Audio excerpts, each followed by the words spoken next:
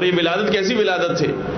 اس ولادت کے بارے میں خود مولا متقیان نہج البلاغہ کے اندر شاہ فرماتے ہیں، خطبہ نمبر 57 اس خطبے کے اندر ایک جملہ ہے جو مولا اپنے فضائل کے اندر بیان فرماتے ہیں. سب سے پہلا جملہ اپنی فضیلت کا بیان فرماتے ہیں، انی ولدت علی الفطرہ وسبقت علی الایمان والہجرہ، میں وہ ہوں جو فطرت اسلام پر پیدا ہوا ہوں، اور میں وہ ہوں کہ جو ایمان اور ہجرت کرنے میں سب پر سبقت لے کر گیا ہوں.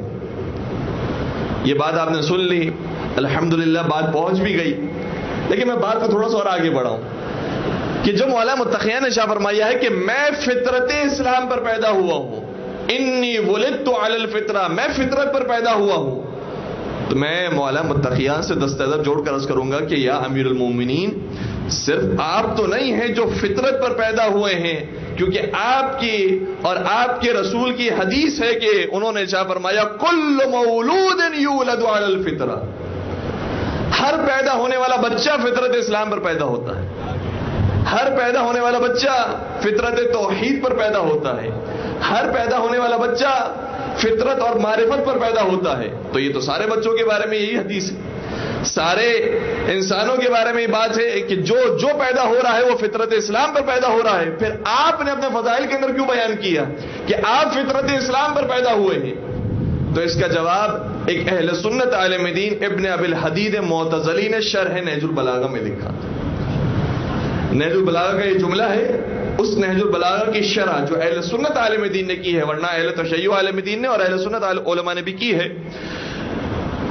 اور بے تحاشا تفاسیر اور شرح موجود ہے، لیکن میں اہل سنت عالم دین کا آپ کی خدمت میں قول بیان کر رہا ہوں.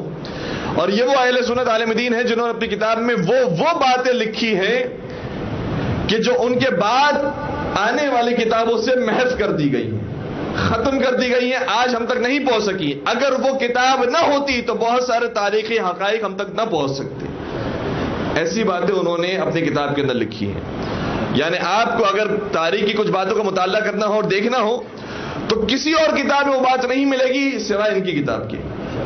اتنی ضخیم، اتنی طولانی تفصیلی کتاب لکھی ہے انہوں نے شرح نہج البلاغہ. بڑے مفسر، بڑے ادیب، بڑے شاعر. کہتے ہیں کہ جب یہ میں نے جملہ دیکھا تو میں نے اس کے بارے میں تحقیق کرنا شروع کی کہ مولا کیا کہنا چاہ رہے ہیں کہ میں فطرت اسلام پر پیدا ہوا ہوں. مولا کی ولادت ہو رہی ہے بعثت سے 10 سال پہلے تقریباً.